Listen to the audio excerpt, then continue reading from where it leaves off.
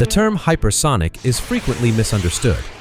Technically, any object traveling faster than Mach 5, 5 times the speed of sound, is considered hypersonic. Most traditional ballistic missiles exceed Mach 5 during re-entry. What differentiates modern hypersonic weapons is not simply speed, but maneuverability within the atmosphere at high velocity. A ballistic missile typically follows a predictable arc.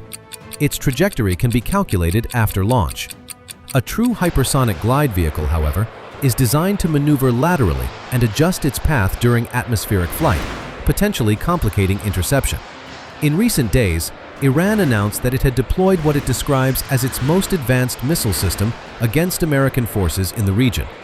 Iran calls the missile Fattah, a Persian word meaning conqueror.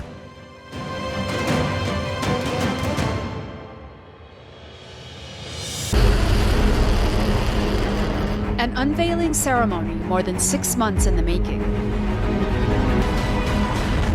High-ranking officials watch as the Revolutionary Guard's Aerospace Division displays what Iran says is its first domestically produced hypersonic ballistic missile.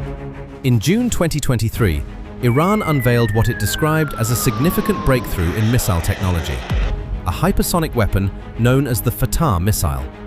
Developed by the Islamic Revolutionary Guard Corps, the missile was presented as capable of traveling at speeds between Mach 13 and Mach 15, with a reported range of approximately 1,400 kilometers. Iran publicly introduced the Fattah-1 in June 2023.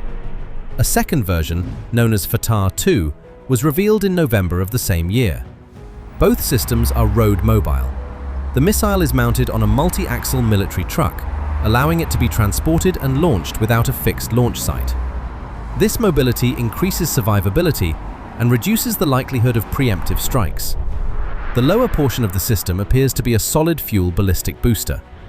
Solid fuel allows for quicker launch preparation compared to liquid-fueled systems. The primary difference between the two versions lies in the payload. The Fattah-1 features what appears to be a maneuverable re-entry vehicle, a conical warhead equipped with control surfaces. The Fattah-2, by contrast, displays a triangular, flattened upper stage. Analysts have noted its visual similarity to experimental hypersonic glide vehicles, including the American Boeing X-51 Waverider, though the Iranian design appears distinct and without an air intake. Iran describes this upper section as a hypersonic glide vehicle, or HGV. The distinction is important.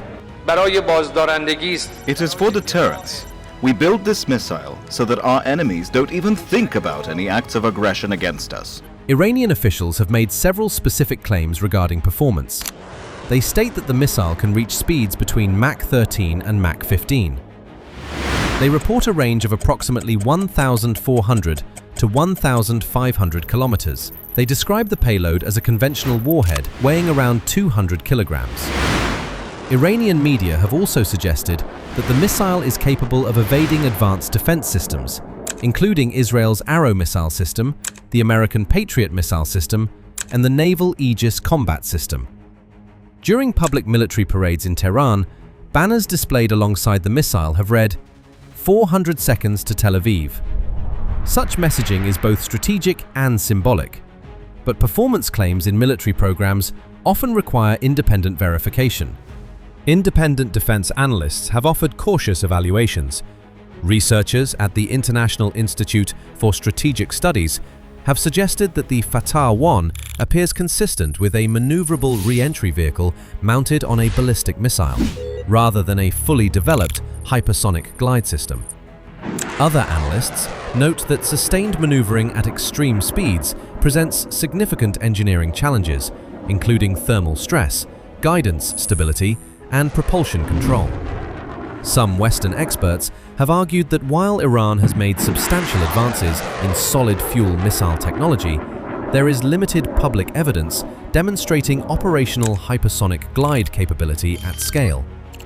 It is important to note that military assessments are often based on publicly available imagery, satellite data, and open-source analysis. Iran has not released detailed technical specifications for independent review.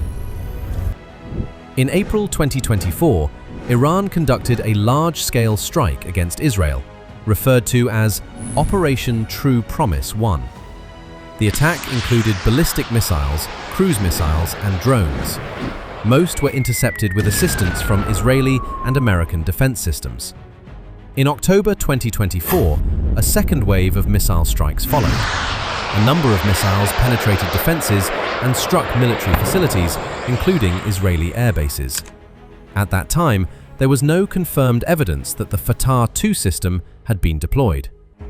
In June 2025, Iranian sources stated that Fattah-1 missiles were used. Independent verification of advanced hypersonic maneuvering, however, was limited. Most recently, Iran has claimed that the Fattah-2 was used in strikes against American forces. Well, as the war widens in West Asia, Iran has released fresh visuals of its missile attack on Israel, US bases and Gulf countries. The images are of the moment of firing the Fattah-2 missile in what Iran calls as Operation Sadek Promise 4. Fattah-2, Iran's most advanced hypersonic missile. Fattah-2 has made its debut in the ongoing war against Israel. As of now, there has been no public confirmation from the United States Department of Defense verifying the use of a hypersonic glide vehicle in combat. The available evidence remains inconclusive. Whether or not the Fattah system meets the strictest definition of a hypersonic weapon, its development reflects a broader trend. Iran has invested heavily in missile technology over the past 2 decades, moving from liquid-fueled systems toward more advanced solid-fuel platforms.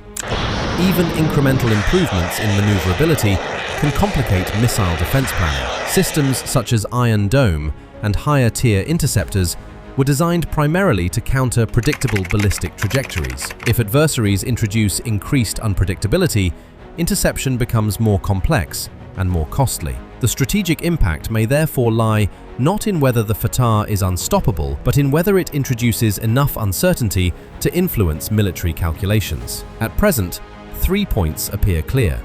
First, Iran has demonstrated the ability to produce solid-fuel, road-mobile ballistic missiles. Second, it has publicly unveiled a system it describes as a hypersonic glide vehicle. Third, independent verification of sustained, combat-proven hypersonic maneuverability remains limited. In modern warfare, perception can shape strategy as powerfully as capability. The Fattah program may represent a technological breakthrough or a calculated projection of strength. Determining which is true will depend not on parades or statements, but on sustained, verifiable performance over time.